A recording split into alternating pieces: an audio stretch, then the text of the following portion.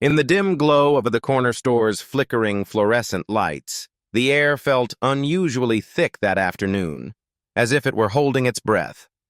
Marcus Freeman, a lanky teenager with a quiet confidence, pushed open the door, the familiar jingle of the bell cutting through the stillness like a small, cheerful greeting. The elderly couple who owned the place, Mr. and Mrs. Hargrove, glanced up from behind the counter, their weathered faces softening into warm, knowing smiles. They'd watched Marcus grow from a toddler wobbling on unsteady legs to the young man he was now, his sneakers scuffing the worn linoleum as he wandered toward the snack aisle. For Marcus, this cramped little shop was a safe haven, a slice of constancy in a world that often felt unpredictable. But today, something was off. The usual comfort of the space seemed to evaporate, replaced by a chill that prickled the back of his neck. He didn't notice Sergeant Daniel Cooper at first, not until he'd grabbed a bag of chips and turned toward the counter. The officer loomed there, his broad frame slouched against the register, one elbow propped up as if he owned the place. Cooper was a fixture in the neighborhood, a man whose 10 years on the local police force had hardened him into something unyielding. His uniform was crisp, his badge glinting under the light, but there was a roughness to him, an arrogance carved into the lines of his face, a smirk tugging at the corner of his mouth. To Cooper, law and order wasn't just a job. It was a personal crusade, one he pursued with a twisted sense of entitlement. He'd long since stopped seeing the people he policed as individuals. To him, they were categories, stereotypes to be managed, and he wielded his authority like a blunt instrument, heedless of the wreckage it left behind. Marcus felt the weight of Cooper's stare before he even looked up. It was a sharp, predatory gaze, narrowing as it swept over him, his easy stride, the gold chain resting against his chest, a gift from his father that shimmered faintly in the store's dim light. To Marcus, that chain was a tether to his family, a quiet emblem of love and pride. To Cooper, it was something else entirely, a red flag, a challenge, a reason to pounce. The officer's mind churned with snap judgments, steeped in prejudice. A kid like Marcus, young and black, couldn't possibly have earned something so valuable. It had to be stolen, a trophy of some petty crime. Cooper straightened, his smirk deepening as he stepped forward, planting himself squarely in Marcus's path. "Where'd you get that chain, huh?" Cooper's voice was low, a gravelly drawl laced with menace. He gestured lazily at the necklace, his fingers twitching as if itching to grab it. "Nice piece like that. I'd bet my badge you didn't pay for it." Marcus froze, his breath catching in his throat. The bag of chips crinkled in his tightening grip as confusion washed over him, quickly giving way to a hot flare of anger. Fear followed close behind, a cold knot twisting in his gut. He clutched the chain instinctively, his fingers curling around the cool metal as his heart thudded against his ribs. "It's mine," he said, forcing the words out, his voice steady but edged with a tremor he couldn't quite hide. "Yours?" Cooper leaned in, his breath sour and warm against Marcus's face, that smirk stretching wider. "Don't think I've seen a kid like you with something that fancy unless it's hot. Hand it over." The words hit Marcus like a slap, sharp and humiliating. He felt the eyes of the other customers, strangers who'd been milling about the aisles, turned toward him, their silence deafening. The weight of their stares pressed down on him, a mix of curiosity and judgment that made his skin burn. His hands shook as he met Cooper's gaze, searching for the courage to push back, to say something, anything to reclaim his dignity. But before he could find the words, Cooper's hand shot out, fingers clamping around the chain. With a single brutal yank, he tore it from Marcus's neck. The snap of the clasp echoed through the quiet store, a sound as jarring as a gunshot. Marcus gasped, his hand flying to the bare skin where the chain had been, the sudden emptiness a physical ache. Cooper dangled the necklace in front of him, inspecting it with exaggerated curiosity, his tone dripping with mockery. "Thought so. You don't look like someone who can afford this." Rage and shame crashed over Marcus in waves, a tidal surge that threatened to drown him. His mind spun, a frantic whirl of thoughts. He wanted to lunge at Cooper, to scream that the chain was a gift, to demand it back.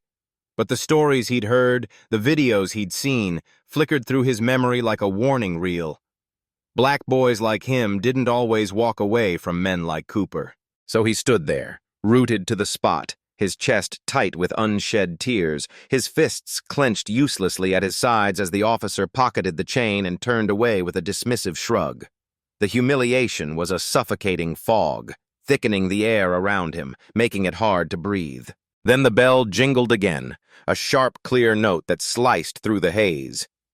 Elijah Freeman stepped into the store, his towering frame filling the doorway, his presence a sudden anchor in the chaos. He'd been on his way home from a long day at the FBI field office, his suit jacket slightly rumpled, his mind still buzzing from a meeting about a case. He'd decided to swing by the store on a whim, hoping to surprise Marcus with a soda or a candy bar, a small gesture after a grueling week. But the scene before him stopped him cold. His son, rigid with tension, his neck bare where the chain should have been. Cooper, smug and unrepentant, standing too close, the air crackling with something ugly and wrong. "What's going on here?" Elijah's voice was calm, but it carried a steel-edged authority that made the room still. His dark eyes flicked from Marcus to Cooper, taking in every detail with the precision of a man who'd spent decades honing his instincts. Cooper turned, his smirk faltering for a split second before he squared his shoulders, doubling down. "Just doing my job," he said, his tone clipped. "This kid was wearing stolen property. I confiscated it." Elijah's gaze shifted to Marcus, who stood motionless, his fists trembling at his sides, his eyes glistening with a fury and hurt he couldn't voice. Elijah didn't need to hear more. He knew his son, knew the chain, knew the story behind it.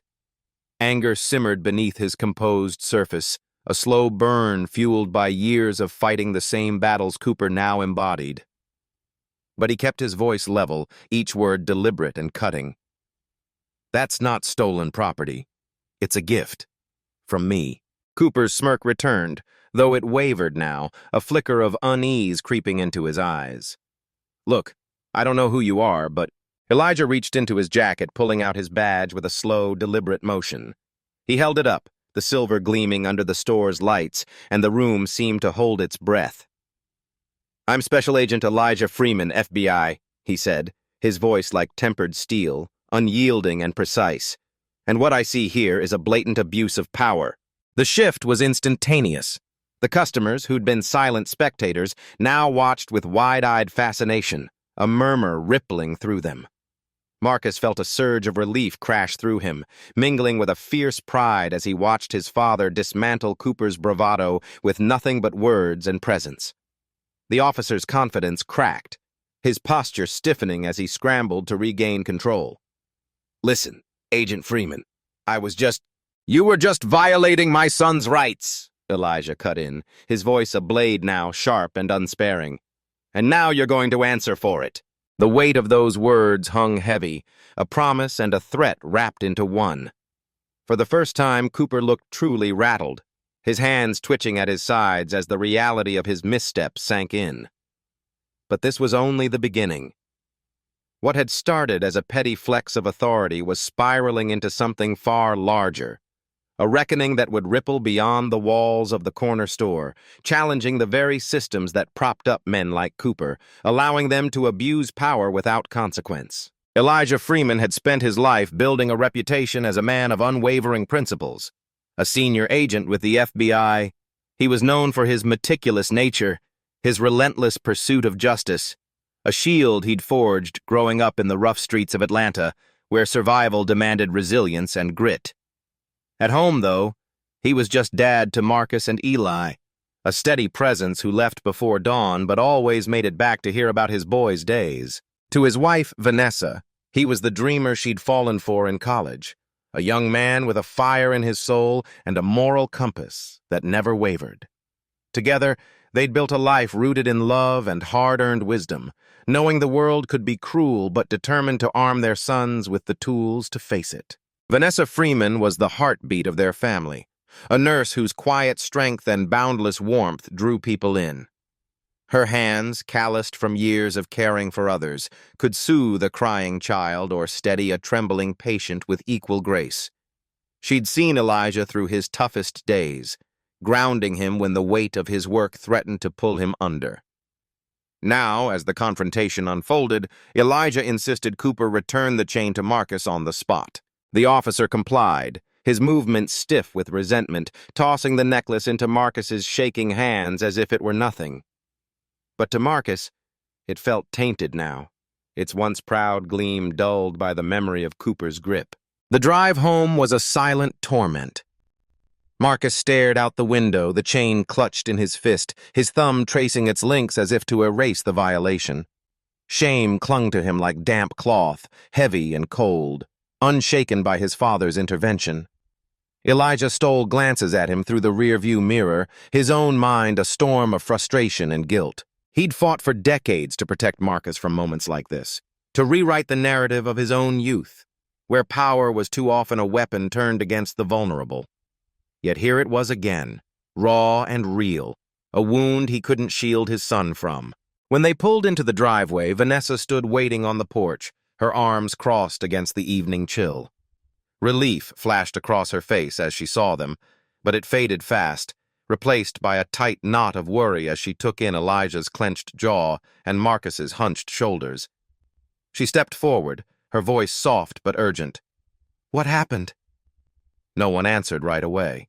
The silence stretched, heavy with the lessons of justice and the bitter cost of power unchecked, a story still unfolding, its echoes destined to shape them all. The moment Marcus stumbled through the front door, Vanessa was there, her arms outstretched, pulling him into an embrace that felt like a lifeline. He clung to her, his broad shoulders trembling as the iron wall of his composure finally crumbled. A shaky breath escaped his lips, raw and uneven, as he buried his face against her, the weight of the day spilling out in that single fragile sound. Behind them, Elijah lingered in the shadows of the living room, his jaw locked tight, a muscle ticking beneath his skin as he watched his wife cradle their son.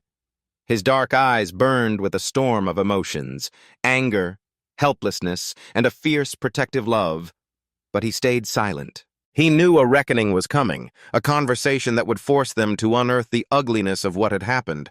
But the words felt like lead in his throat.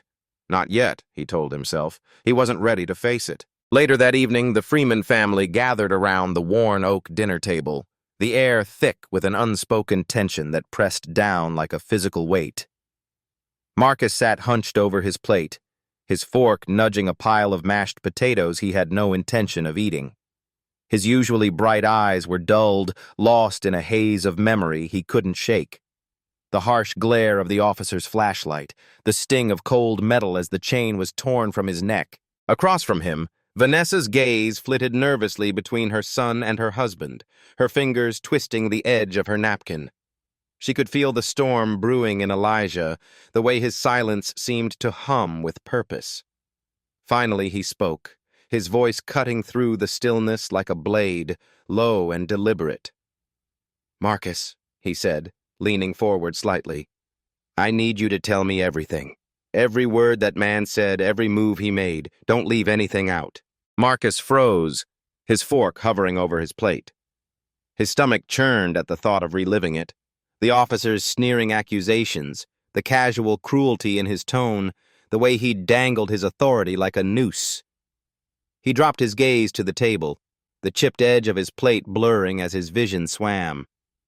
He didn't want to do this, didn't want to let those moments take root in his mind again, but his father's stare was unrelenting, a quiet force that demanded truth. Slowly, haltingly, Marcus began to speak. His voice was barely above a whisper as he recounted the encounter. The officers barked orders, the venomous claim that Marcus looked like trouble, the sudden violent yank that snapped the chain from his neck and left a red welt on his skin. Each word felt like a stone he was dragging up from a deep well, heavy and jagged. Elijah listened, his fists curling beneath the table until his knuckles ached. His face remained a mask of calm, but inside, fury roared like a wildfire. Vanessa rested a hand on Marcus's shoulder, her touch light but steady, a wordless promise that she was there, that he wasn't alone. When Marcus finished, his voice trailing into silence, the room seemed to hold its breath. Elijah's next words came slow and measured, but there was a sharpness to them, a honed edge that made Vanessa's head snap up and Marcus lift his eyes from his plate. "This isn't over," Elijah said, his tone a steel promise that brooked no dissent. Vanessa's brow creased, worry flickering in her warm brown eyes like a candle caught in a draft. "Elijah," she said softly, "what are you planning?" He shook his head, his expression darkening. "What I'm planning is justice. That man didn't just humiliate our son. He overstepped a line he's been dancing on for years. He turned his badge into a weapon, and I'm going to make damn sure he doesn't walk away from this." Vanessa's frown deepened, her fingers tightening on Marcus's shoulder. She knew her husband's resolve was a force of nature, a river carving through stone, but she also knew the dangers of challenging a system that shielded its own. "You need to be careful," she murmured, her voice threaded with quiet urgency. "This isn't just about one officer. It's about the whole rotten machine that keeps him in place." Elijah nodded, his features grim, shadows pooling in the lines of his face. "I know, but if we don't push back, who will?" The days that followed were a blur of hushed determination. Elijah threw himself into the fight, his FBI credentials opening doors to records and whispers that painted a chilling portrait of Officer Cooper. Sitting at his cluttered desk in the dim glow of a single lamp, he sifted through files, complaints of excessive force, allegations of racial profiling, whispers of misconduct, all buried beneath layers of bureaucratic indifference. It wasn't a surprise, not really, but the sheer volume of it turned his stomach. Cooper had operated like a king in a crumbling empire, untouchable, his abuses glossed over by a system that thrived on silence. Elijah knew the stakes were high. His position gave him leverage, but it also painted a target on his back. One wrong move, and it wouldn't just be his career on the line, it'd be his family's safety. Meanwhile, Marcus wrestled with a storm of his own. At school, the hallways buzzed with sidelong glances and murmured rumors. Some classmates steered clear, their eyes skittering away as if he carried a contagion. Others approached with clumsy attempts at kindness, their words stumbling over the raw edges of his pain. He felt like a ghost, stripped bare by an incident that had branded him, a symbol of something bigger, not just a 17-year-old kid who loved soccer and dreamed of college. The chain around his neck, a gift from his grandmother etched with her initials, hung heavier now, its broken clasp a constant reminder of the violation he couldn't escape. One afternoon, as the sun dipped low and painted the soccer field in shades of gold, Marcus sat alone on the bleachers, his cleats dangling from his hands. The chatter of his teammates faded into the distance as Coach Harris approached, his broad frame casting a shadow over the worn wooden slats. Harris was a man of few words, his stern face softened by a quiet fairness that Marcus had always trusted. He lowered himself onto the bench beside Marcus, the wood creaking under his weight. "You've been off lately," he said, his voice gruff but kind. "Something's eating at you. Want to talk?" Marcus hesitated, his throat tightening. He wanted to spill it all, the anger, the shame, the fear that gnawed at him. But the words stuck like thorns. He shook his head, muttering, "It's nothing, just stuff." Harris fixed him with a steady look, his gray eyes sharp with understanding. "Kid, I've been around the block long enough to know when nothing is a whole lot of something. You don't have to lay it all out for me, but don't carry it alone. You've got people in your corner." Marcus swallowed hard, a faint "thanks" escaping his lips as he gathered his gear and trudged off, the horizon swallowing the last of the daylight. At home, Elijah's investigation was picking up steam.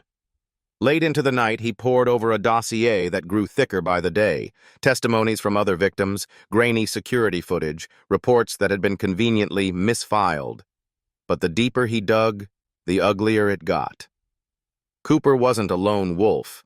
He was a cog in a machine oiled by complicity. There were superiors who'd signed off on his actions, colleagues who'd laughed off complaints, an entire network woven into the fabric of the precinct. One evening, Elijah spread the evidence across the dining table, the papers rustling as Vanessa leaned over them. Her face shifted from disbelief to a slow-burning rage as she read, a mother's fury at a world that had hurt her child. "This isn't just about Cooper," she said, her voice trembling with the weight of it. "This is so much bigger." Elijah's jaw tightened. "I know, but it starts with him. If we can bring him down, we can start unraveling the rest." Vanessa looked at him, her eyes searching his face, worry etching deep lines around her mouth. "Elijah, this is dangerous. You're not just fighting a man, you're taking on a whole institution. Promise me you'll be careful." He reached for her hand, squeezing it gently. "I promise," he said, though doubt gnawed at him. He wasn't sure he could keep that vow, not when justice demanded everything he had. The stakes were rising, a tightrope stretched thin beneath his feet, but the fire in his chest wouldn't let him turn back. Marcus, caught between awe at his father's tenacity and dread of what might come, felt the tension coil tighter in their home.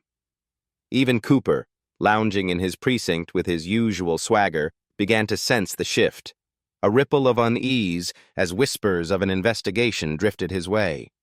For the first time, the armor of his arrogance showed faint cracks. The storm was only beginning.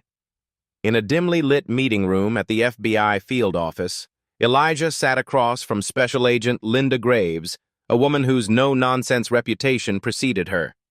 The hum of flickering fluorescent lights filled the silence as she flipped through the dossier he'd compiled, her sharp eyes narrowing with each page. "This is airtight," she said at last, her voice steady but heavy. "Cooper's pattern is clear as day. The question is, what do you want to do with it?" Elijah met her gaze, unflinching.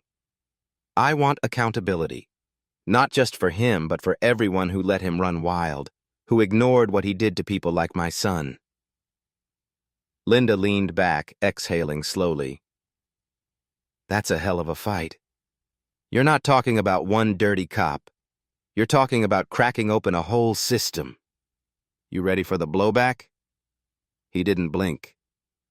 "I'm ready. This isn't just about us. It's about every family he's broken." Linda studied him, her expression unreadable, then gave a curt nod. "All right, I'm in. But we do this clean. No shortcuts, no slip-ups. If we're taking on something this big, every move has to be perfect." Relief washed over Elijah, tempered by the enormity of what lay ahead. "Understood," he said. "Let's get to work." The days blurred into nights of strategy sessions, hushed phone calls, and meticulous planning. The Freemans stood on the edge of a reckoning, one that would test their resolve and reshape everything they knew. Justice wasn't a question of if, but how, and at what cost. On a chilly Thursday morning, the air crisp and biting, Sergeant Daniel Cooper stepped into the precinct with a heaviness he couldn't shake. Once his walk had been bold, a stride that commanded respect, but now each step felt tentative, as though the ground beneath him might crumble. His sharp blue eyes, usually steady, flickered nervously, scanning the familiar faces of his colleagues as he passed. Whispers trailed him like shadows, low, insistent murmurs that had grown louder over the past weeks. The sidelong glances, once filled with camaraderie, now carried a weight of suspicion, their edges sharpened by unspoken accusations. He'd caught fragments of rumors swirling through the precinct, something about an FBI investigation, a storm brewing just out of sight. No one had confronted him yet, but the uncertainty gnawed at him, a relentless itch burrowing deeper into his mind, feeding a paranoia that clung to him like damp clothes after a rainstorm. Meanwhile, miles away, a small, hand-picked team was quietly assembling, their resolve as unyielding as the steel table they gathered around. These were agents meticulously chosen for their unshakable dedication to justice, men and women who understood the stakes of their mission.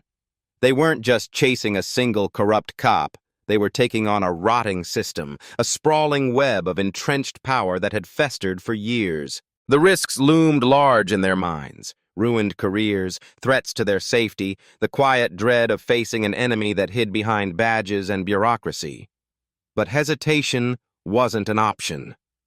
The urgency pulsed through them, a shared heartbeat driving them forward, each member fueled by a fire that refused to dim. Back at the precinct, Cooper's world tilted when his radio crackled with a summons to Captain Harris's office. Harris, the internal affairs officer, was a man of few words, his face a blank slate that revealed nothing, a mask Cooper had never learned to read. As he approached the door, his stomach twisted into knots, a sour churn that climbed into his throat. Pushing it open, he froze. Seated at the long, scratched table were Harris, two FBI agents, one a woman with a calm, unyielding presence, her dark hair pulled back tightly, and Elijah Freeman. Elijah's eyes locked onto Cooper's, a piercing stare that cut through the room like a blade through silk. Cooper's jaw tightened, his teeth grinding as he fought to keep his composure. "What's this about?" he asked, forcing a casual tone that cracked under the strain, betraying the tremor he couldn't suppress. Harris gestured to an empty chair, his voice flat. "Take a seat, Sergeant." Cooper hesitated, his fingers brushing the back of the chair before he lowered himself into it, gripping the table's edge until his knuckles whitened. The room felt smaller now, the walls pressing in as Elijah sat silently, his presence a storm cloud darkening the space. The female FBI agent leaned forward, her movements deliberate, and began laying out the evidence with a precision that left no room for doubt. Each item landed like a blow. Complaints from terrified victims, their voices trembling as they recounted his abuses, witness statements that wove a damning tapestry, body cam footage, thought lost, conveniently misplaced, now recovered, its grainy images exposing his every misstep. Cooper's mask of confidence splintered with each revelation, his breathing growing shallow as the weight of it all pressed down. "This is ridiculous," he finally erupted, his voice rising in a desperate pitch, slamming a fist on the table. "You're taking the word of criminals, lowlifes, over a decorated officer? I've served this community for years." The words tumbled out, ragged and raw, but they hung in the air, unconvincing even to himself. Elijah's response came like a thunderclap, calm yet laced with a cold, unyielding authority. "You served yourself, Cooper. You twisted that badge into a weapon, to intimidate, to steal, to strip people of their dignity when they couldn't fight back. But today, you don't get to walk away. Today, you face the consequences." Cooper's eyes narrowed, his bravado flickering like a candle in a draft. "And who are you to judge me? Some paper pusher with a grudge?" Elijah leaned forward, his voice steady but burning with a quiet fury. "I'm a father who watched you prey on my son, thinking no one would stop you. And I'm an agent who spent my life hunting down people like you, people who spit on the trust they're given." The room fell silent, Elijah's words a heavy stone sinking into the stillness. Cooper shifted in his seat, his defiance draining away, leaving only a hollow shell where his arrogance once stood. The FBI agents pressed on, their case a relentless tide. Each piece of evidence hammered another nail into Cooper's fate, exposing not just his crimes, but the rot around him, a precinct riddled with complicity. Officers who'd turned a blind eye, supervisors who'd dismissed complaints with a shrug, a suffocating culture of silence that had let him thrive. By the time they finished, Cooper sat slumped, his shoulders bowed, his once proud posture reduced to a man staring into the abyss of his own making. But the reckoning wasn't his alone. The investigation had peeled back layers of corruption, implicating those who'd shielded him, a domino effect that promised to shake the precinct to its core. As Cooper was led out in handcuffs, the clink of metal against his wrists echoed through the hushed precinct. The weight of his badge, once a symbol of power, was gone, replaced by the cold, unyielding grip of justice. His colleagues lined the hall, a gallery of conflicted faces. Some averted their eyes, shame curling their shoulders inward. Others stared openly, a flicker of grim satisfaction in their gazes, relieved to see a man who'd tainted their ranks finally brought low. That evening, in a modest home across town, Marcus Freeman sat on a worn couch, the television casting a flickering glow across his face. The news replayed Cooper's arrest in relentless loops, handcuffs glinting, reporters clamoring, each frame stirring a storm of emotions in his chest. Relief washed over him, a cool balm against the raw ache he'd carried for months, but it mingled with pride for his father and a lingering sadness that his private pain had become a public headline. Vanessa, his mother, sat beside him, her hand a steady anchor on his shoulder. "Your dad did this for you," she said softly, her voice warm with quiet strength. "For all of us." Marcus nodded, the words sinking deep, a realization blooming that this fight stretched beyond their family. It was a stand against a tide that had drowned too many. When Elijah stepped through the door late that night, exhaustion carved deep lines into his face, his broad shoulders slumping under the day's burden. But as his eyes met Marcus's, the tension melted, replaced by a flicker of light. Marcus rose, his gold chain catching the soft glow of the living room lamp, and crossed the room in a few quick strides. Without a word, he wrapped his arms around his father, the embrace tight and unspoken. "Thank you," he whispered, his voice trembling on the edge of tears. Elijah's hand rested on his son's back, steady despite the emotion threatening to spill over. "Always," he replied, the single word a vow etched in stone. Later, as the house settled into stillness, Elijah sat alone in the dim kitchen, a mug of coffee cooling untouched in his hands. Vanessa and Marcus had long since gone to bed, but sleep eluded him. His mind replayed the day, the cuffs snapping shut, Cooper's defeated slump, the quiet nods of the agents, each moment a bittersweet victory shadowed by unease. This wasn't just about one man. It never had been. The real enemy was a system that bred men like Cooper, a beast with roots buried deep. Today was a win, but Elijah knew it was only the first skirmish in a war that would demand everything he had. A faint creak broke his reverie. Marcus appeared in the doorway, his silhouette framed by the faint hallway light, his gold chain a glint in the shadows. He hesitated, then crossed to the table, sliding into the chair across from his father. Elijah studied him, noting the tension still knotting his shoulders, the way his dark eyes carried a burden too heavy for his years. "Couldn't sleep," Marcus said, his voice barely above a whisper, breaking the silence like a pebble dropped into a still pond. "Every time I close my eyes, it's there, what he said, what he did. It's stuck, playing over and over." Elijah set his mug down, leaning forward, his gaze steady and warm. "I know," he said quietly. "I've been there. That feeling. It doesn't fade fast. But you're stronger than he'll ever be, Marcus. What he tried to take from you, he didn't get. You're still here, still standing." Marcus swallowed hard, his fingers twisting the edge of his sleeve, the fabric fraying under his restless touch.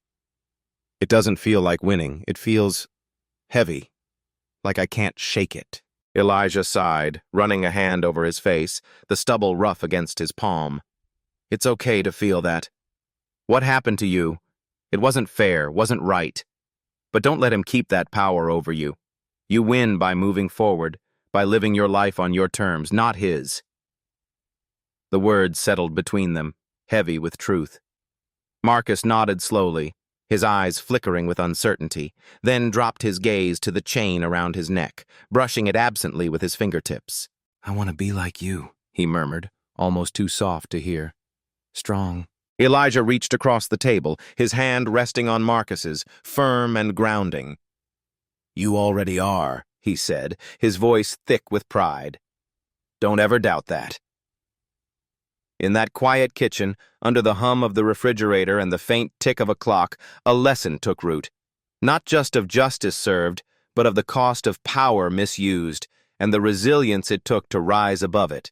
For Elijah, Marcus, and their community, this was only the beginning, a spark that would ignite a fight far greater than they could yet imagine. The air hung heavy that night, thick with unspoken emotions that seemed to pulse through the room, filling every corner of the silence. Marcus stood slowly, his shoulders easing from the rigid tension that had gripped them for weeks, as if the weight of the world had shifted just enough to let him breathe. "Thanks, Dad," he murmured, his voice soft but carrying a quiet gratitude that lingered in the air. Then, with a faint shuffle of his sneakers against the hardwood floor, he turned and climbed the stairs, retreating to the sanctuary of his room. Elijah watched him go, his dark eyes tracing his son's every step. A flicker of a smile tugged at the corners of his lips, barely there but real. He knew the path ahead for Marcus was a jagged one, strewn with obstacles no teenager should have to face. Yet tonight felt like progress, a fragile but meaningful step toward healing. The next morning, the Freeman household buzzed with a restless energy, alive with the hum of a story breaking wide open. Word of Sergeant Daniel Cooper's arrest had raced through the town like wildfire, and now the media had latched onto it with ravenous hunger. Vanessa stood in the living room, her phone pressed tightly to her ear, her voice steady but strained as she navigated a flood of calls, friends checking in, colleagues asking for details, reporters fishing for a quote. Her free hand rested on her hip, a stance of defiance against the chaos threatening to swallow her family whole. On the couch, Marcus sprawled out, his tablet glowing in his lap as he scrolled through a torrent of headlines, each one bolder than the last. Local cop busted in corruption scandal. Justice prevails in Freeman case. His brow furrowed with every swipe, a storm of emotions brewing behind his quiet exterior, pride, uncertainty, and a flicker of hope he wasn't ready to name. In the kitchen, Elijah hunched over the table, surrounded by a scatter of notes scribbled in his precise, angular handwriting. He sipped black coffee from a chipped mug, his mind already racing through the press conference looming later that day. Every word he'd say had to be perfect, measured, unshakable, a beacon for a community desperate for truth. As the family braced themselves for the storm ahead, the sharp chime of the doorbell cut through the morning clamor. Vanessa crossed the room in quick strides, smoothing her sweater as she opened the door. There stood Linda Graves, her face a mask of unreadable calm, her gray coat damp from the early spring drizzle. Elijah emerged from the kitchen, wiping his hands on a dish towel, his expression tightening as he caught sight of her. "Linda," he said, his voice low and cautious, like a man stepping onto thin ice. "What's going on?" Linda stepped inside, her boots leaving faint wet prints on the rug. Her eyes darted briefly to Marcus, who glanced up from his tablet with a mix of curiosity and wariness, before she turned back to Elijah. "We need to talk," she said, her tone hushed but firm, the kind of quiet that carried weight. "Privately." Elijah nodded, his jaw set as he led her down the hall to his office, a small, cluttered room lined with bookshelves and framed photos of better days. He shut the door behind them with a soft click, the sound echoing like a gavel in the tense silence. Linda didn't waste a moment. "There's been a development," she said, sliding a thick manila folder onto his desk, its edges worn from hurried handling. "We've dug deeper and found more connections, more people who covered for Cooper. But it's not just a few bad apples, Elijah. This thing's bigger than we ever imagined. Some of these names, they're not just local. This goes all the way up." Elijah flipped open the folder, his fingers steady, but his pulse quickening as his eyes scanned the list. Names he recognized, some he didn't, stared back at him in stark black ink, each one a thread in a web of corruption that stretched far beyond the precinct walls. His jaw clenched, the muscles twitching as the full scope of it sank in. "This isn't just about the precinct," he said, his voice rough with realization, a grim edge sharpening every syllable. "This is systemic, rotten from the roots up." Linda nodded, her lips pressed into a thin line. "Exactly. And if we push this further, we need to brace ourselves. This won't just stir the pot, it'll smash it to pieces." Elijah leaned back in his chair, the leather creaking under his weight. His mind spun, a whirlwind of strategy and resolve. He'd known from the start that this fight would be brutal, but the sheer scale of the beast they were facing hit him like a punch to the gut. "We can't back down," he said, his tone ironclad. Not now, not ever. Linda studied him, her sharp eyes searching his face for any crack in his armor. Then she nodded. All right, let's do it right then. That afternoon, the press conference unfolded in a chaotic symphony of flashing cameras, shouted questions, and the low hum of anticipation. Elijah stood at the podium, his broad shoulders squared, his dark suit crisp against the backdrop of microphones. The crowd stretched out before him, reporters, activists, neighbors, all hanging on his every word. He spoke with a calm that belied the fire burning in his chest, his voice steady as he laid bare the truth. Accountability wasn't optional, and the systems that propped up men like Cooper had to be dismantled, brick by brick. Justice isn't just a word, he said, his gaze sweeping the sea of faces. It's a promise, a debt we owe to every person this system has failed. His words landed like stones in still water, rippling through the crowd, igniting murmurs of agreement and flashes of defiance in their eyes. From the sidelines, Marcus watched, his hands shoved deep into his pockets. For the first time since Cooper's shadow had darkened his life, a swell of pride bloomed in his chest, warm and unfamiliar. His father wasn't just fighting for him. He was fighting for something bigger, something that made Marcus feel like his pain wasn't wasted. Vanessa sidled up beside him, her presence a quiet anchor in the storm. She rested a hand on his shoulder, her fingers squeezing gently as she smiled, a smile that carried years of resilience. "Your dad's doing something extraordinary," she said, her voice soft but brimming with conviction. "And so are you, just by standing here." Marcus nodded, the words sinking in, steadying him. He wasn't just the kid who'd been hurt. He was part of a reckoning, a voice in a chorus that refused to be silenced. As Elijah stepped away from the podium, the applause fading into the chatter of the dispersing crowd, Marcus felt a spark ignite within him. This wasn't the end. It was the beginning. But the days that followed proved that beginnings could be messy, tangled with triumphs and traps no one saw coming. That evening, Elijah trudged through the front door, his tie loosened and his briefcase heavy in his hand. Marcus sat at the kitchen table, his tablet casting a blue glow across his face as he scrolled through an endless stream of notifications. Social media had erupted. Hashtags trending, comments piling up, the story of Cooper's downfall and the corruption he'd thrived in dominating every feed. "They're calling you a hero," Marcus said, sliding the tablet across the table as Elijah sank into a chair beside him. The screen glowed with an article, Elijah's stern face staring back from a grainy photo, his press conference words splashed across the headline in bold letters. Elijah exhaled, a weary sound, and set his briefcase down with a thud. "Change doesn't come easy, Marcus," he said, his voice low and deliberate. "Some people will cheer for it. Others will fight it tooth and nail because it scares them, because it threatens everything they've built." Marcus tilted his head, his brow creasing. "Doesn't it bother you? That some people think you're the villain here?" Elijah's gaze softened, a rare vulnerability breaking through his stoic mask. He rested a hand on Marcus's shoulder, the weight of it grounding them both. "What bothers me isn't what they think of me. It's the idea of sitting back, letting men like Cooper keep hurting people because it's simpler to stay quiet. This fight, it's bigger than us, and it's worth every second of the pushback." The words echoed in Marcus's mind long after Elijah left the room, trailing down the hall to his office. He wanted to believe in it, to carry that same unshakable certainty his father wore like armor. But doubts gnawed at him, sharp and persistent. At school, whispers followed him down the halls.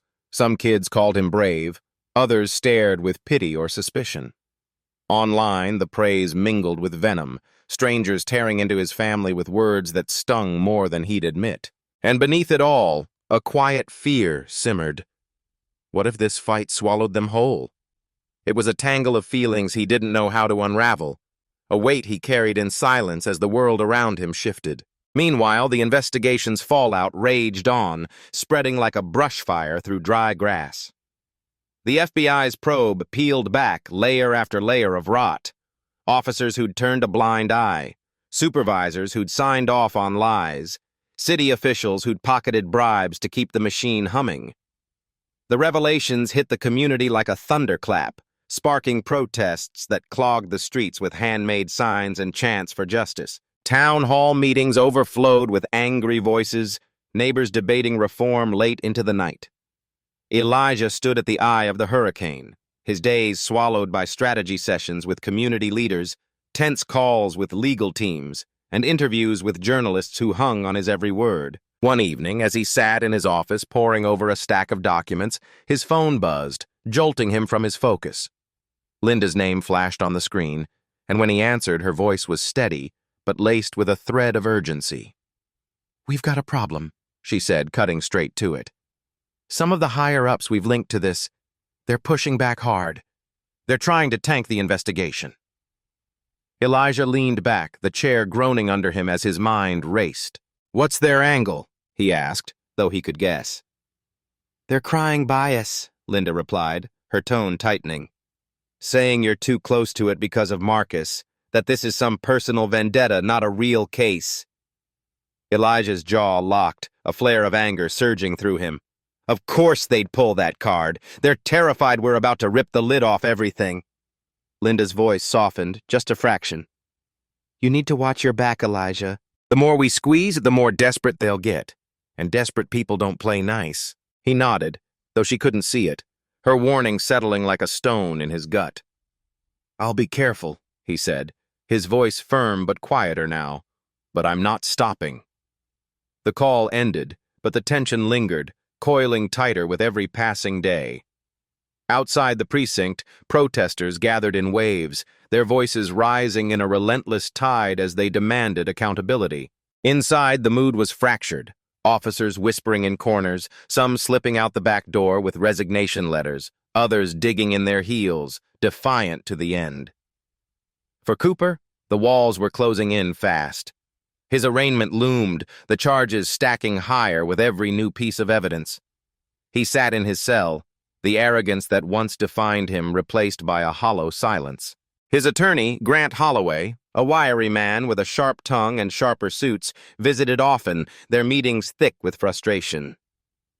"They're making you the fall guy," Holloway snapped one day, pacing the small room, "dumping you to save their own skins." Cooper's fists clenched, knuckles whitening. "You think I don't see that?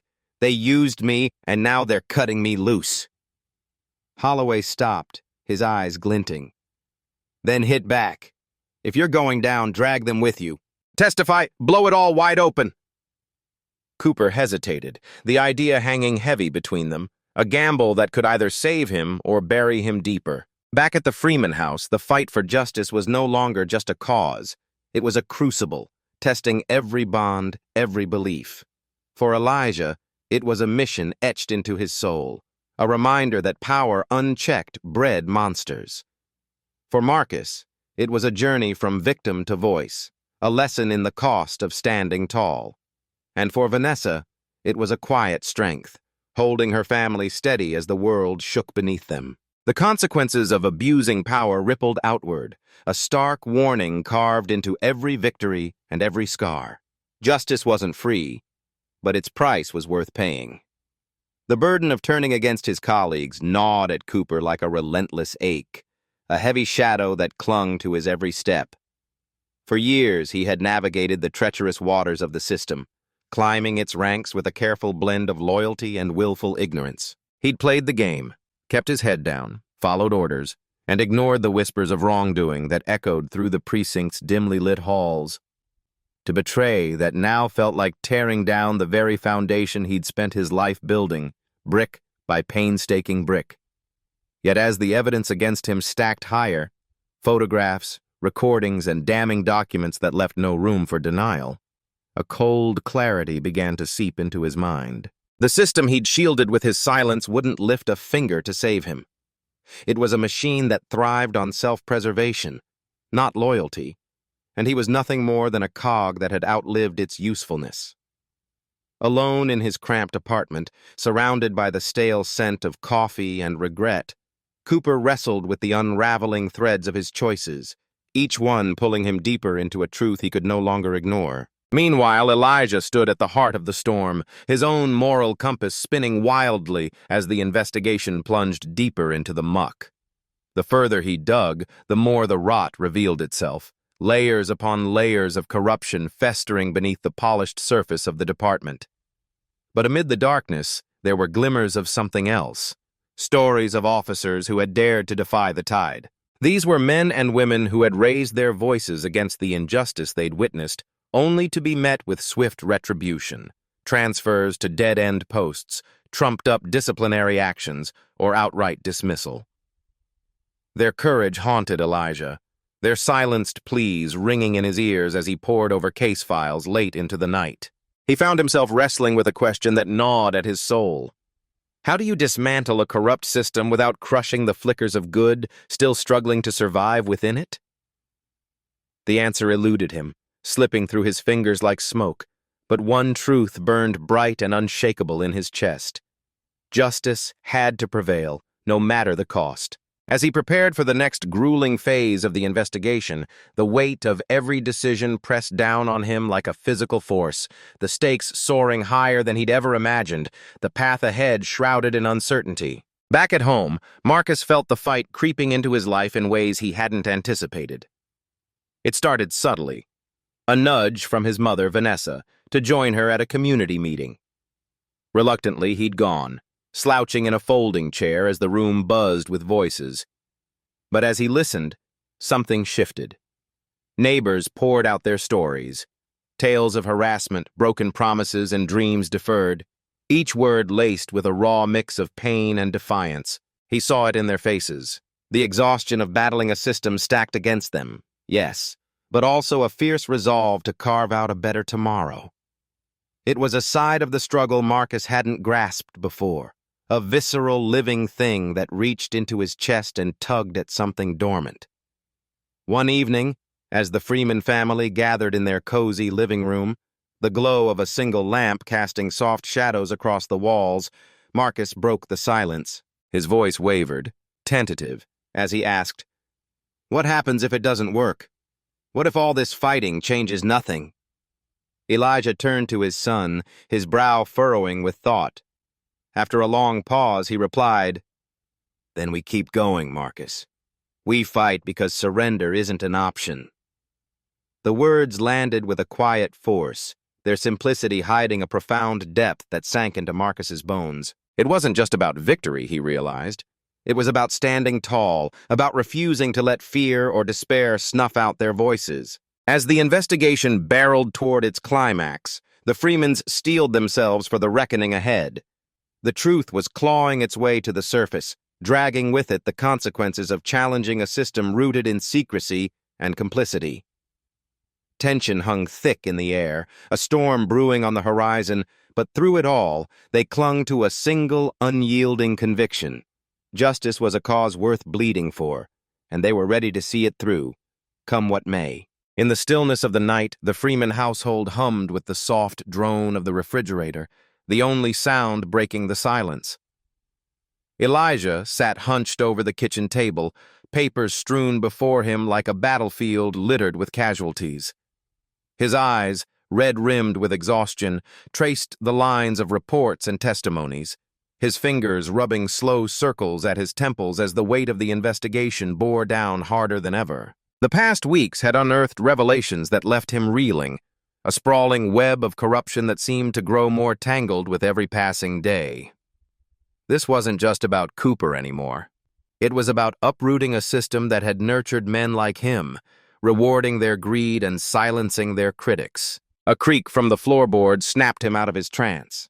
Vanessa stood framed in the doorway, her arms crossed tightly over her chest, worry etched deep into the lines of her face. She stepped forward, the soft thud of her slippers against the tile grounding him in the moment. Pulling out a chair, she sat across from him, the silence between them heavy with unspoken words. Then, with a tenderness that cut through the gloom, she reached out, her hand resting gently on his.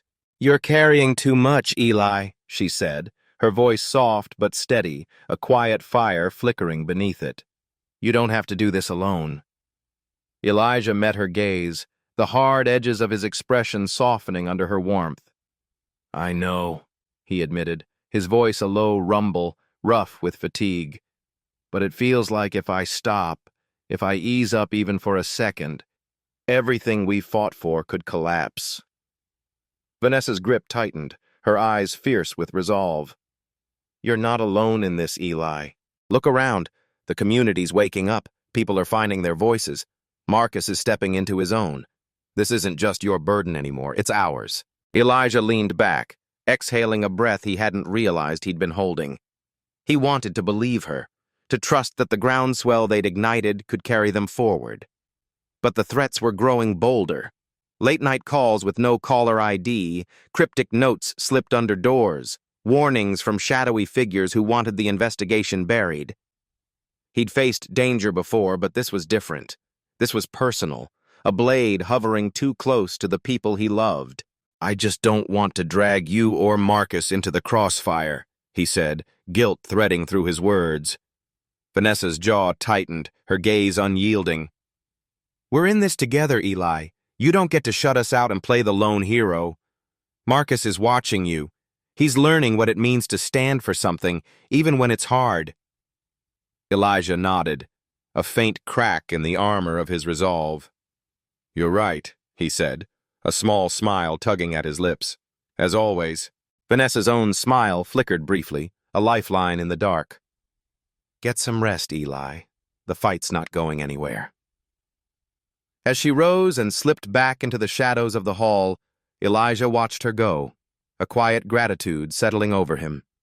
She was his anchor, as she'd always been. The next morning dawned with a jolt. Linda's voice crackled through the phone, sharp and urgent. We've got movement, she said, her tone clipped with excitement. Cooper's attorney reached out. He's ready to flip, testify for a lighter sentence. Elijah's pulse quickened, a surge of triumph cutting through the fog of exhaustion. What's he bringing to the table? He asked.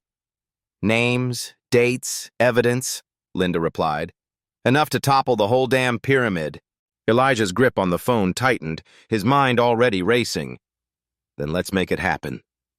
What followed was a whirlwind of motion, hours of tense negotiations, strategy sessions in cramped offices thick with the smell of burnt coffee and the electric hum of anticipation. Cooper's testimony hit like a thunderclap, naming not just his cronies but top brass who'd spent years feigning ignorance. It was the breakthrough they'd been chasing, a crack in the dam that promised to flood the whole rotten structure. But it wasn't without its thorns. Cooper's cooperation made him a double-edged sword, his words painting a vivid portrait of a department drowning in corruption while raising ugly questions about how it had festered unchecked for so long. The press descended like vultures, their cameras and microphones thrusting into Elijah's face as the story erupted across headlines. He kept his answers steady, sticking to the facts. But inside, he felt the strain of being the eye of a hurricane that refused to relent. At home, Marcus watched the chaos unfold on the TV screen, his stomach twisting with unease. He'd always seen his father as a pillar of strength, unshakable and sure. But now, under the glare of scrutiny, he glimpsed the toll it took. The faint slump in Elijah's shoulders, the shadows under his eyes. One night, as they sat together in the living room, the flicker of the news casting jagged patterns across the walls, Marcus spoke up. Dad, do you ever regret it? Taking all this on? Elijah turned to him, his face softening with a weary thoughtfulness. Regret it? No. It gets heavy sometimes, sure. Overwhelming, even. But standing up for what's right? I'd never take that back. What about you?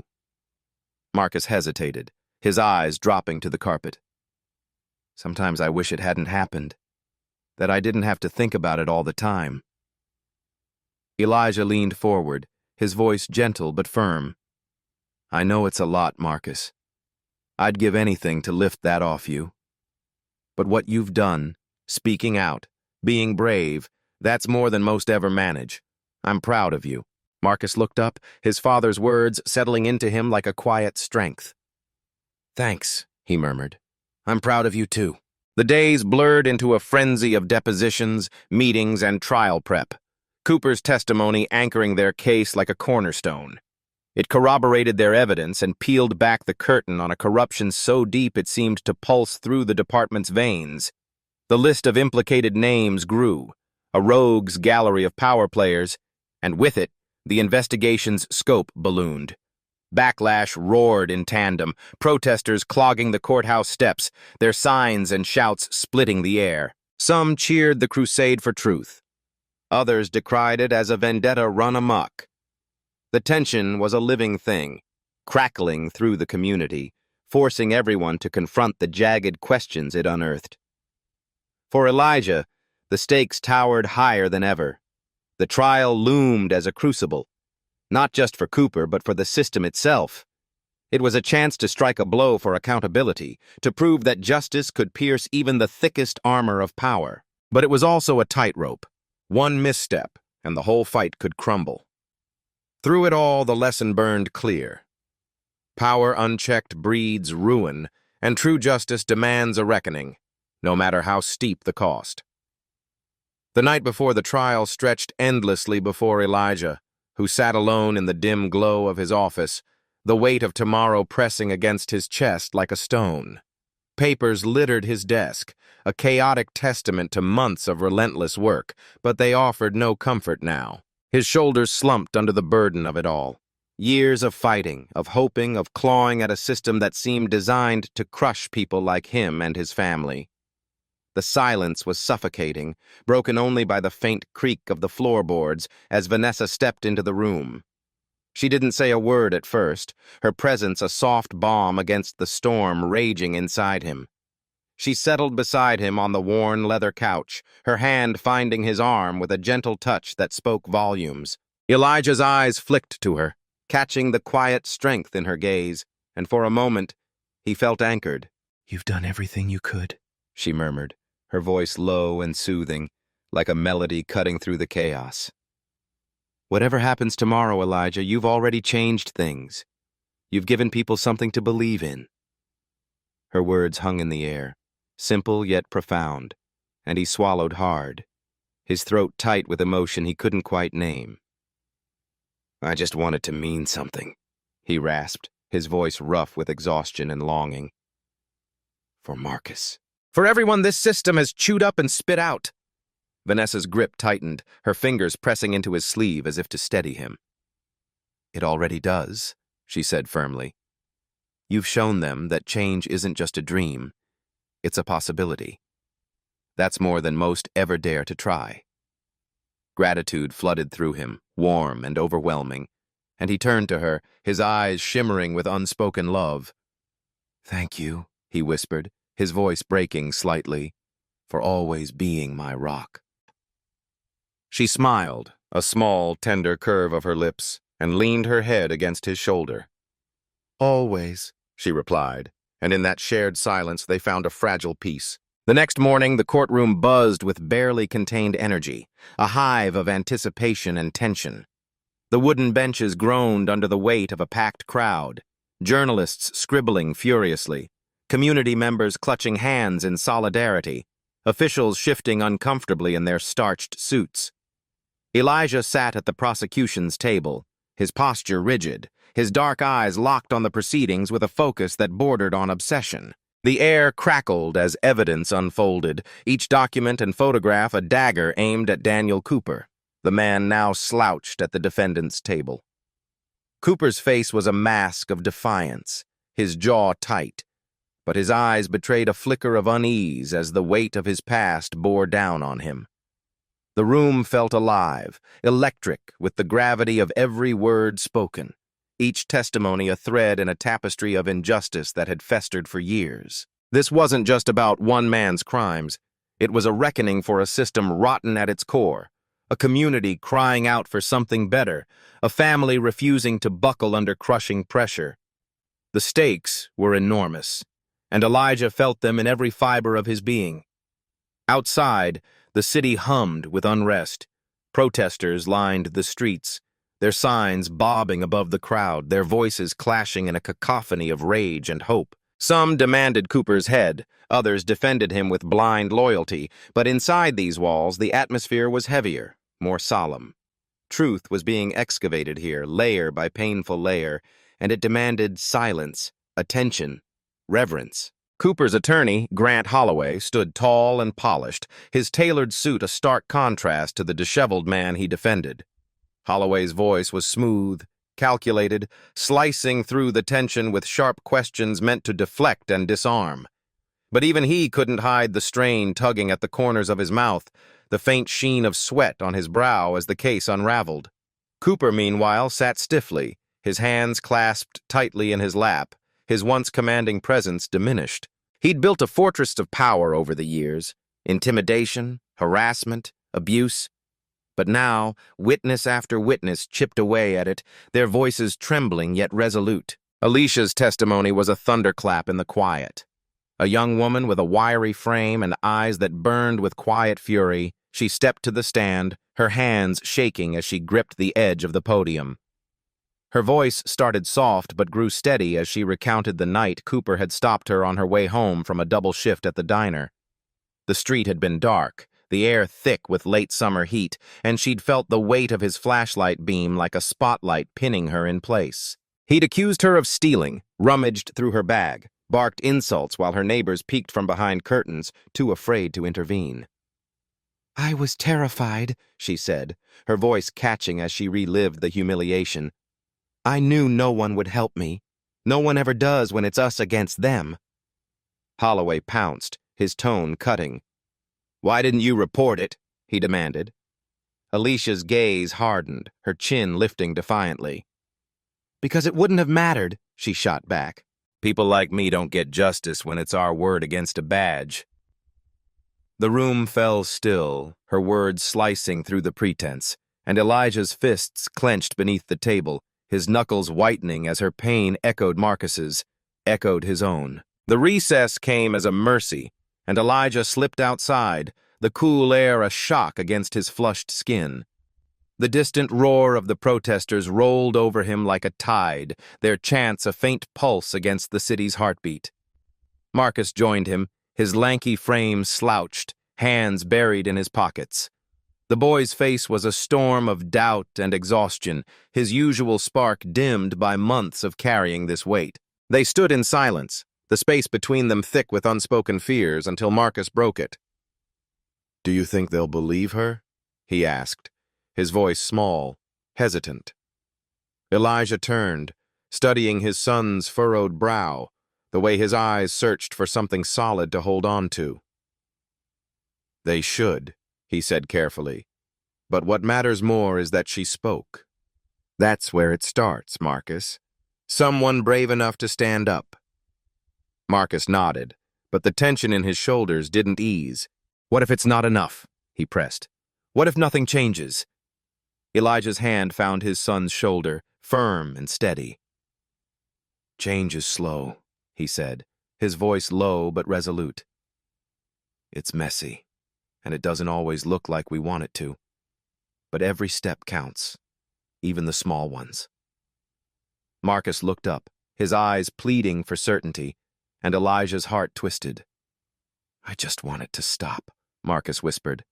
"I want to stop feeling it all the time." Elijah pulled him close, his voice softening. "I know, son, and what you've been through, it's going to matter. I promise." Back inside, the prosecution called Officer James Tate, a grizzled veteran who'd shared a squad car with Cooper for nearly a decade.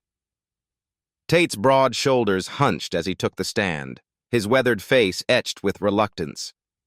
His testimony was a bombshell, a raw, unflinching account of Cooper's cruelty and the department's complicity. He spoke of late-night stops turned into shakedowns, of threats whispered in locker rooms, of a culture that demanded silence over honor. "You protected your own," he said, his voice gravelly, "even when it meant burying the truth."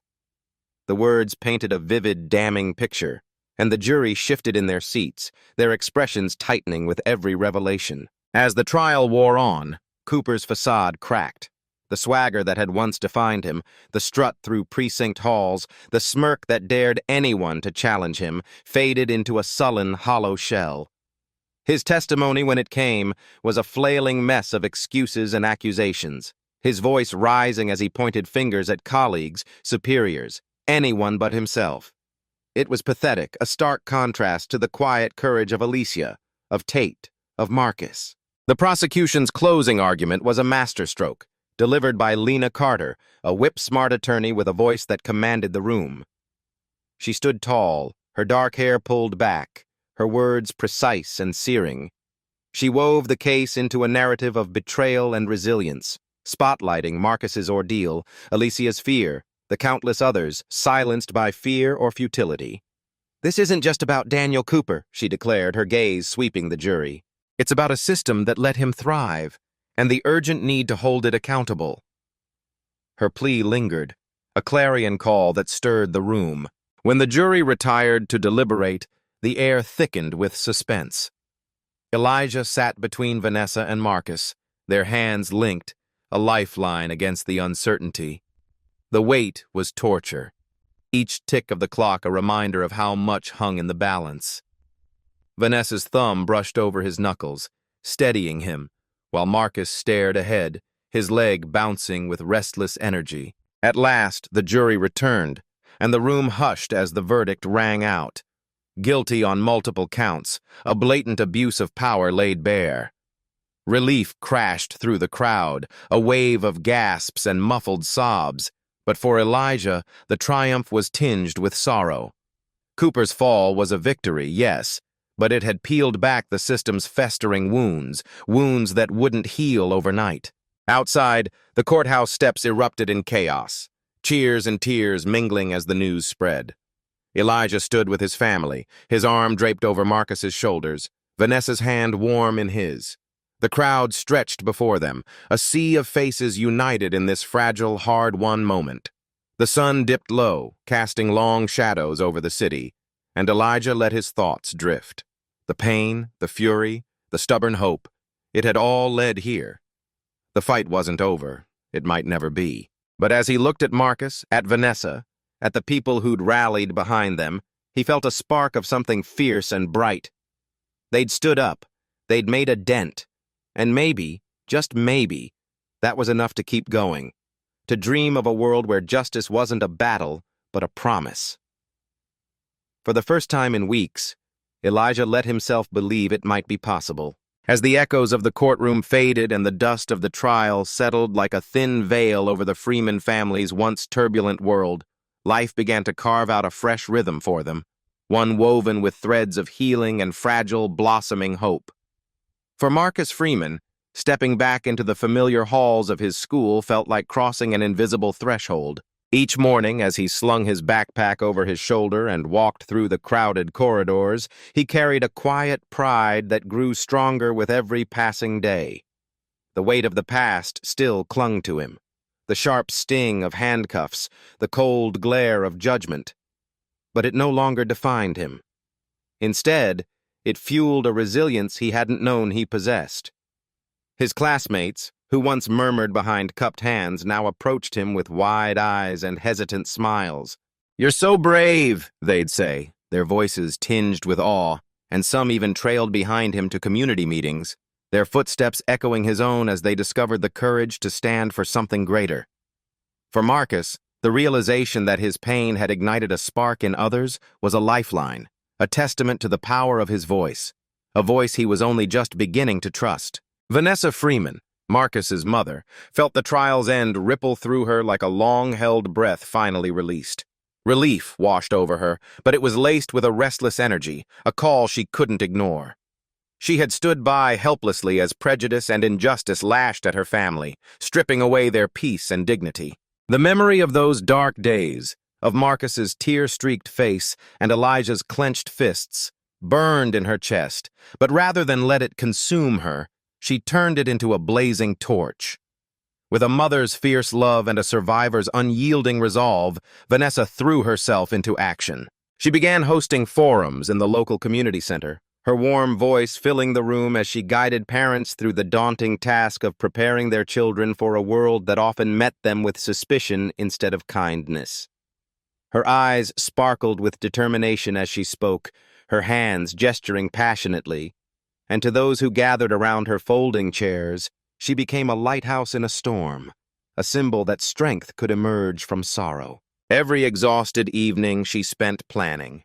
Every heartfelt conversation she shared brought her a quiet solace. She was mending not just her family, but the fractured community around her, stitch by careful stitch. Elijah Freeman, Marcus's father, stood at a different crossroads. The trial's victory had been hard-won, a gavel strike that shattered years of silence. But for him, it was merely the opening salvo in a war far from over. The investigation had peeled back the justice system's polished veneer, exposing rot so deep it made his stomach churn. He couldn't unsee it. The casual cruelty, the unchecked power, the lives quietly crushed beneath it all. Rest was a luxury he couldn't afford, not when the stakes were this high. With a fire in his belly and a pen in his hand, Elijah threw himself into the fight for reform. He met with local leaders in dimly lit diners, their coffee growing cold as they debated late into the night. He partnered with advocacy groups, his voice steady and commanding as he demanded new training for officers, stricter oversight, and a reckoning with the systemic racism that had nearly swallowed his son whole. Slowly, the fruits of his labor took root. New policies unfurled like tentative green shoots, and whispers of change began to ripple through the town. Every sleepless night, every hoarse-throated speech was worth it to Elijah. Justice, he knew, wasn't a gift handed down. It was a garden cultivated through relentless effort, and he was determined to see it bloom. Meanwhile, Daniel Cooper's world collapsed with a speed that left him reeling. Once a figure of authority, his badge gleaming with pride, he now sat behind bars, stripped of everything he'd once held dear. His fall was a public spectacle. Headlines screamed his name, and the community's outrage roared like a wildfire. Years of abusing his power had finally caught up with him, each act of arrogance and cruelty a brick in the wall now crumbling around him. In the stillness of his cell, with only the hum of fluorescent lights for company, Cooper had time to reflect. The faces of those he'd wronged haunted him. Marcus's defiant stare, Vanessa's quiet fury, and for the first time, he felt the weight of his choices settle into his bones. In a letter scrawled on prison stationery, later leaked to the press, he poured out a confession. "I hurt people," he wrote, his handwriting shaky. "I want to fix what I broke, if I ever get the chance." Whether his remorse was genuine or a desperate bid for redemption, no one could say for sure. But his words lingered in the air, a faint glimmer that even someone so deeply flawed might find a path to atonement, if he dared to walk it. For the town, his downfall was a stark lesson. Power, when wielded without accountability, was a blade that cut both ways. The community itself emerged from the trial's shadow forever changed. The protests that once crackled with tension, fists raised, voices clashing, now softened into a shared purpose. Neighbors who'd once eyed each other warily across picket lines began to gather, their conversations tentative but earnest. New initiatives sprouted like wildflowers. Town halls where officers and residents sat across from each other, their words halting but honest. Youth programs that taught kids like Marcus how to navigate a world that didn't always see them. Progress was a slow, stumbling dance. 2 steps forward, 1 back, but the air felt lighter, charged with possibility. People like Mrs. Carter, the gray-haired librarian who'd watched the protests from her window, now volunteered to mediate discussions, her soft voice cutting through the noise with surprising authority. Or young Jamal, a classmate of Marcus's, who'd once shrugged off the world's problems but now handed out flyers for reform meetings, his shy grin betraying a newfound purpose. The town wasn't perfect, not by a long shot, but it was waking up. For Marcus, the journey stretched far beyond the courtroom. It was about more than justice. It was about discovering the strength buried deep within him, a voice he'd never known he had. Months after the trial, an invitation arrived, a chance to speak at a youth leadership conference. At first he balked. The thought of standing on a stage, hundreds of eyes boring into him, sent a shiver down his spine, but his father's words echoed in his mind.